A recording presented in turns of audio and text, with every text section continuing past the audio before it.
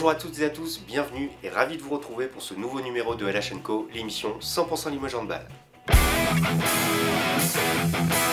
L'info de la semaine, c'est bien sûr la reprise du championnat de Lidl Star League ce week-end, après presque 2 mois d'arrêt suite aux vacances et à la trêve internationale. Pour ce retour aux affaires, le Limoges Handball reçoit samedi à 19h15 à Henri-Normand et toujours à huis clos la formation d'Aix-en-Provence. Ce match est le dernier de la phase aller. Pour mémoire, Limoges occupe le 4e rang au classement avec 17 points et 13 matchs disputés.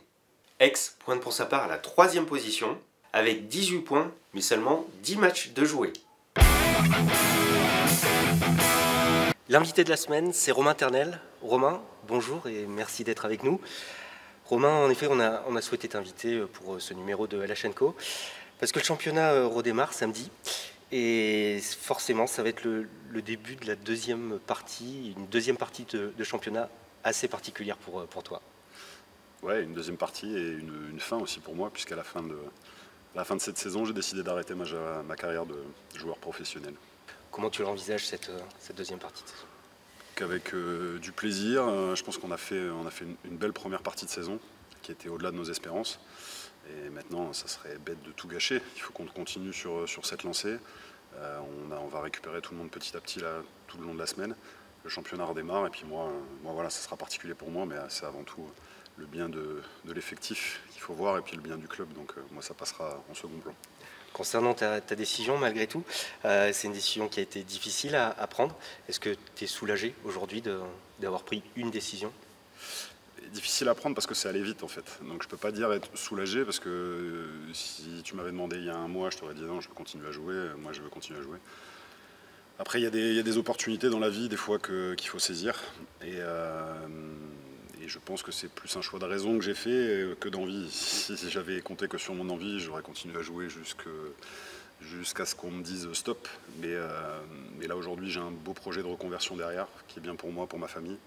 Et puis j'ai surtout pu discuter avec le club très ouvertement et même là-dessus je les en remercie infiniment parce que même encore là maintenant ils m'accompagnent dans tout ce qui est démarche et tout ça.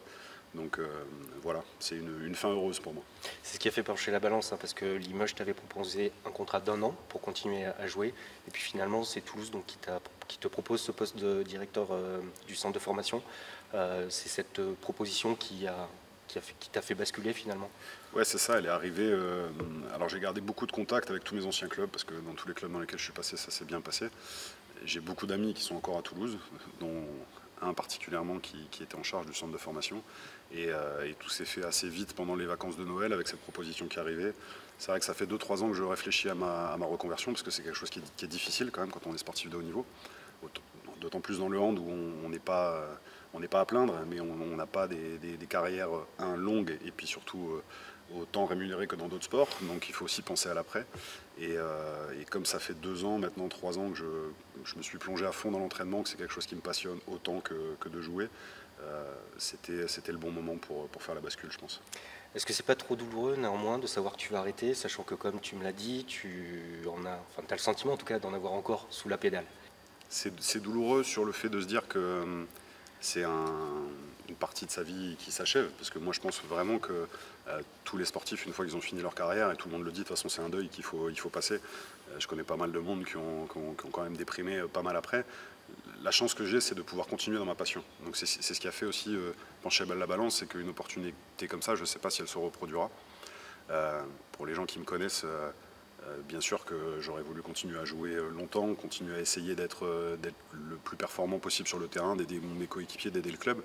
Et maintenant, on ne peut pas savoir ce qui va se passer le lendemain. Il y a un jour, ça va s'arrêter parce que même si je le veux, mon corps dira stop. Les joueurs qui arriveront me diront non, il va falloir que tu te mettes au bout du banc. Donc aujourd'hui, je pense que ce n'est pas encore d'actualité. Et si le club m'a proposé de continuer 1 an, c'est qu'il pensait que je pouvais encore être utile. Mais malgré tout, il y a des choix de raison et qui ont été vraiment difficiles à prendre pour moi, pour ma famille aussi, parce que c'est un changement de vie radical. Mais voilà, boucler la boucle par là, je vous disais, ça va être ma dixième saison en D1. Quand je suis arrivé ici, c'est ce dont je rêvais, que le club monte et que je puisse faire une 10e année. Pour moi, voilà, j'ai pas de regret. Tu l'as dit un petit peu tout à l'heure, on dit souvent que la retraite chez un sportif de haut niveau, c'est un peu comme une petite mort. Tu l'appréhendes, toi, ce passage? Je l'appréhende, ouais. Forcément, parce que je ne sais pas comment ça va se passer. Quand tu as le bout du tunnel, mais tu ne sais pas ce qu'il y a derrière, forcément, c'est quelque chose qui peut être stressant. Pardon. Néanmoins, voilà, j'ai une famille à côté de moi, ma femme, mes enfants, mes parents, mes grands-parents, qui m'ont toujours bien su m'entourer. Et je pense que ça se fera tout naturellement. Je ne dis pas qu'il n'y aura pas des périodes difficiles, mais en restant tout du moins dans le domaine du hand et dans ce qui me passionne, ça sera peut-être plus facile que pour ceux qui arrêtent et qui passent complètement à autre chose. 2 années en Pro League, 1 année en Lidl Star League. Tu retiendras quoi de ces 3 saisons avec le Limoges Handball? Mais ce que Alain Aubard m'avait dit déjà dès le départ, que c'est un club qui veut se construire marche par marche et que s'ils m'ont fait venir, c'était pour y participer avec eux. Je pense que c'est ce qu'on a fait jusqu'à présent et que tous les joueurs qui arrivent d'année en année mettent leur petite pierre à l'édifice. Et donc voilà, le contrat est rempli. Pour moi, je ne pars pas avec le sentiment de quelque chose d'inachevé. Je pars plutôt avec la plénitude, le sentiment de on est quasiment maintenu, d'avoir fait mon boulot jusqu'au bout, d'avoir donné tout ce que je pouvais donner, même si peut-être que j'aurais pu en donner encore plus après, je ne sais pas. Hein, mais voilà, ça sera 3 années top, parce que ça a été un chamboulement pour moi de repartir sur de la D2 et de me dire, les gens me regardaient en me disant mais qu'est-ce qu'il va aller faire en D2 dans un club comme Limoges qui s'est sauvé sur la dernière journée. Et au final, c'est peut-être le choix de ma carrière qui a été le plus facile à faire, de venir ici, parce qu'il y avait un réel projet, il y avait quelque chose qui m'attirait. Et il y avait des gens avec lesquels je sentais que ça allait matcher direct. Alain, Gatien, Rafik, c'est pour ça que le club en est là aujourd'hui. C'est parce qu'ils ont la tête sur les épaules, ils savent que marche par marche, ils vont y arriver. Et c'est ce qui est en train de se passer, donc je suis très content. D'une manière ou d'une autre, ce club, il t'aura marqué? Bien sûr, parce que j'ai joué à Cesson dans une toute petite salle qui ressemble à Henri Normand comme ça. Je suis parti 3 ans après ou 4 ans après, ils ont eu une grande salle. J'ai joué à Toulouse, à Tremblay, juste avant, où il y avait 1200 personnes aussi, mais plutôt 600-800 par match. J'ai joué à Toulouse où on a fait des pleins sur une belle salle, mais sur les gros matchs. De pouvoir jouer en Pro League 3 matchs simplement annoncés à Beaublanc et d'avoir Beaublanc blindé avec l'ambiance qu'il y a dans cette salle qui est quand même mythique, qui certes est destinée au basket, mais qui, je pense, commence à être partagée avec le handball, d'avoir réussi à mettre un nom sur ce club dans la région, dans la ville, même sur la carte de France dans le balistique, parce qu'aujourd'hui maintenant tout le monde veut copier un peu Limoges dans le modèle économique, mais même aussi dans les résultats sportifs. D'avoir participé à ça, bien sûr que je suis très heureux, très content. Est-ce qu'il y a un souvenir qui restera particulièrement de ces années à Limoges? Ouais, beaucoup. Les playoffs de la première année, parce que je pense que c'est là vraiment qu'on a passé un cap.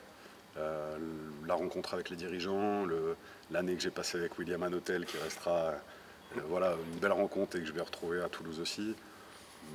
Tous les joueurs, il n'y a pas une chose en particulier. Après, vraiment, le Beaublanc plein, et d'ailleurs ça nous manque là maintenant, Beaublanc plein, avec la ferveur que peuvent mettre les spectateurs pour le basket, mais à travers le handball, ça a été des grands moments. J'ai été dans des salles où ça faisait du bruit, mais Beaublanc plein et vraiment en furie, c'est quelque chose à vivre, quoi. Alors il te reste encore 6 mois, hein, on l'a dit. Malgré tout, quand tu commences déjà à te retourner sur ta carrière, c'est quoi ton sentiment? J'ai fait ce que j'avais à faire. Voilà, j'ai pas de regrets. J'ai bien sûr des choses que j'ai pas pu faire et que j'aurais aimé faire. J'avais des rêves de jouer une Coupe d'Europe, de peut-être jouer dans des clubs peut-être un peu plus huppés à un moment donné en tant que numéro 2 ou numéro 3, essayer de se faire sa place. Mais au final, je peux le jurer, je le dis à tout le monde, à 18 ans, je ne savais pas que j'allais faire une carrière comme ça. J'en ai jamais eu, j'en ai eu le rêve, mais sans forcément de jouer en D2, en D1, oui. Mais de pouvoir avoir une carrière professionnelle, d'être rémunéré pour ça et tout, jamais j'aurais imaginé. Donc ce que j'ai pris, et c'est un peu ce qui va se passer sur ma reconversion, ça m'est tombé sur la tête comme ça, et c'est des opportunités à saisir, donc je regrette rien, vraiment rien. Ton dernier match, si tout se passe bien, ça devrait être début juin, c'est ça? Je pense, ouais. Tu l'as déjà envisagé? Non. Le dernier match, non. la dernière action, la dernière balle? Non, j'y ai pas pensé. Parce que là vraiment, ce qui est important, c'est qu'on se remette d'arrache-pied. Déjà, c'était de digérer la décision. Alors, ça peut paraître paradoxal pour les gens, mais je dis vraiment de digérer l'émotion et l'acceptation du fait de se dire qu'on va arrêter. C'était bien que ça se passe pendant la prépa et pendant les matchs, et pas pendant les matchs, pardon.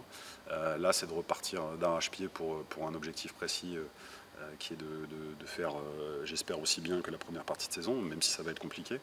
Et puis le temps des au revoir viendra après. Et tu reviendras nous voir, bien sûr, à Limoges. Bien sûr. Et dans Alachenko. Je suis pas très loin, donc quand vous voulez. Très bien. Ben, merci beaucoup, Romain, en tout cas, vraiment, d'avoir répondu à notre invitation. Et vraiment, on te souhaite le meilleur pour cette fin de saison et pour cette fin de carrière. Merci bien. Le Limoges Handball va lancer samedi face à Aix sa deuxième partie de championnat, mais il n'oublie pas dans le même temps de se projeter sur le prochain exercice. Durant la trêve, le club limougeaud s'est d'abord attaché les services du pivot Nicolas Nieto pour 2 ans. Âgé de 26 ans, Nicolas Nieto évolue depuis 3 saisons à Nîmes. Et il a été champion de France au début de sa carrière avec Dunkerque, son club formateur. En début de semaine, c'est l'ailier gauche Hichem Daoud qui a signé à Limoges, lui aussi pour 2 ans. International algérien de 29 ans, Hichem Daoud joue à Istres depuis 2016, club avec lequel il a été champion de Pro League en 2018. Pour le reste, le LH a prolongé le contrat de 3 joueurs. Denis Serdarevic pour 2 ans, Romuald Collet pour 2 ans et le capitaine Ingar Zoudé pour 1 an. Juan Andréou, Igor Mandic, Maximilien Tic et Jérémy Suti ne sont pas conservés. Antoine Léger a signé à Cherbourg et Romain Ternel arrête sa carrière. Tous les autres seront encore limougeaux la saison prochaine. Avant la réception d'Aix ce samedi, 3 choses à savoir sur les Provençaux. Tout d'abord, avec 25 buts encaissés en moyenne par match, Aix affiche la meilleure défense du championnat. Deuxième point, Aix reste sur 9 victoires consécutives en Lidl Star League. L'équipe aixoise ne s'est en fait inclinée que lors de la première journée face au PSG. Et enfin, Aix évoluera sans son gardien Wesley Pardin. La saison de l'international français est terminée suite à une rupture des ligaments croisés à un genou. Mais sous la houlette du réputé Thierry Antilly, Aix s'appuie sur un collectif très sûr et de redoutables individualités. Il y a les internationaux comme Nicolas Clerc, Baptiste Bonnefond, William Acambré, Samuel Rombia ou encore le gaucher islandais Christiansson. Voilà, Alachenko, c'est fini pour cette semaine. On vous donne rendez-vous samedi à partir de 19h15 pour suivre le match Limoges-Aix en direct sur lepopulaire.fr et on vous dit à très vite pour un nouveau numéro de Alachenko.